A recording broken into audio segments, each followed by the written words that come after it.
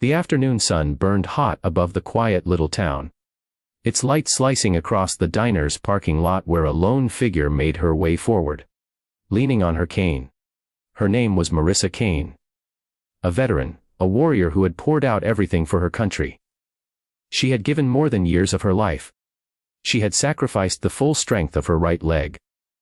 Though she learned to walk again, the limp never disappeared, just as the echoes of sleepless nights, the pain, and the memories never fully faded.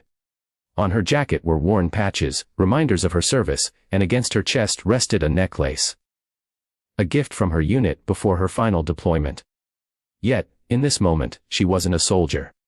She was just a weary woman, hoping for a warm meal and a moment of peace, where no one stared at her scars with pity. But fate, as it often does, had something very different in store. Before we continue, if you believe in kindness, respect, and second chances, take a moment to like this video. Share it with someone you love, and subscribe to Kindness Talks. Together, we can remind the world that compassion still has the power to heal. Marissa pushed open the diner's glass door, the little bell above chiming softly. A few patrons looked up, then returned to their meals. But in the far corner sat three men who didn't look away. They were bikers, leather vests marked with patches, their laughter echoing loudly off the walls. At first, Marissa ignored them. She had faced tougher men in harsher places, in deserts, in war zones, and she had no interest in provoking anyone. Quietly, she ordered a coffee and a sandwich, slipping into a booth with her cane resting beside her. But the bikers weren't finished. Their voices grew louder, carrying mockery across the room.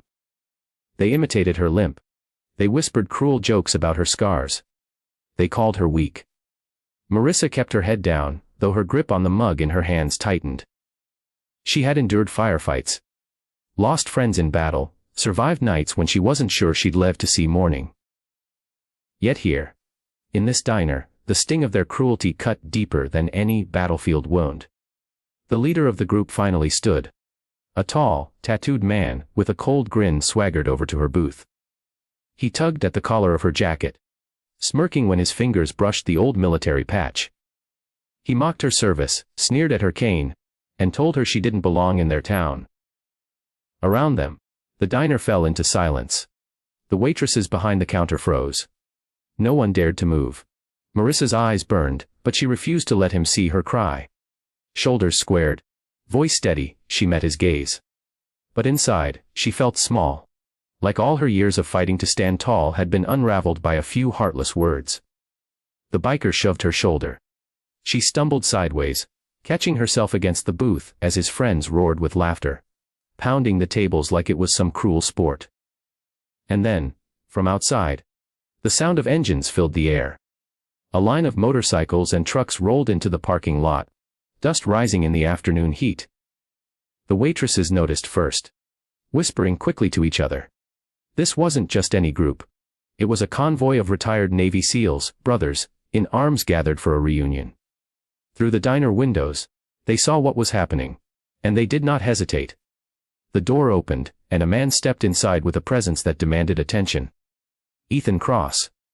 Broad-shouldered, weathered by years of service, his quiet authority filled the room. Behind him, his teammates followed. Men shaped by loyalty and discipline. Men who didn't need to raise their voices to command respect. The atmosphere shifted instantly. The biker's laughter cracked, faltering. Ethan's eyes landed on Marissa, her jacket torn slightly where the thug had pulled at it. Recognition lit in his gaze. This wasn't just a woman. This was a fellow veteran. Someone who had bled and endured for the same flag he had sworn to defend. He moved closer, silence heavier than any shouted threat. The biker leader puffed up, tried to joke, but his voice trailed off when Ethan's men closed in around the booth. The whole diner held its breath. Finally, Ethan spoke. His words were calm, low, and steady. The kind of voice that comes only from someone who has faced real battle. He gave the bikers a single choice: leave now, or face consequences they weren't ready for. The bikers hesitated, eyes darting nervously. Their bravado crumbled, the cruelty they had worn like armor now peeling away. When one of Ethan's teammates stepped closer, His hand resting near his belt, the message was clear. The fight wasn't worth it. One by one, the bikers backed away, shoved open the diner doors, and stormed out to their bikes. Engines roared, but their arrogance was gone. Marissa sat frozen, her hands trembling. She had carried strength for so long. But in this moment, when others stood for her, tears threatened to fall. Not from weakness, but from the overwhelming reminder that she wasn't alone. Ethan knelt by her side. His eyes were steady, kind, and unyielding. He told her simply, "You're family now." The SEALs stayed with her until she finished her meal, their presence a shield against every shadow that had threatened to break her spirit. And when she finally stepped out of the diner, cane in hand, she didn't walk alone. She walked surrounded by loyalty, by respect, by a living wall of brotherhood. Inside, strangers wiped at their eyes. They hadn't just witnessed a scuffle. They had witnessed humanity at its best. A reminder that the bonds of service, sacrifice, and compassion are unbreakable. The bikers had tried to take her dignity, but instead, they revealed the strength of a bond forged in courage and loyalty.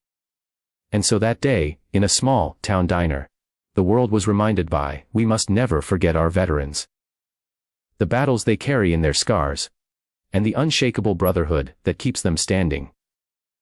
If this story touched your heart, please like this video, share it with your loved ones, and subscribe to Keenness Talks. Your support helps us keep spreading stories of courage, humanity, and hope in a world that desperately needs them.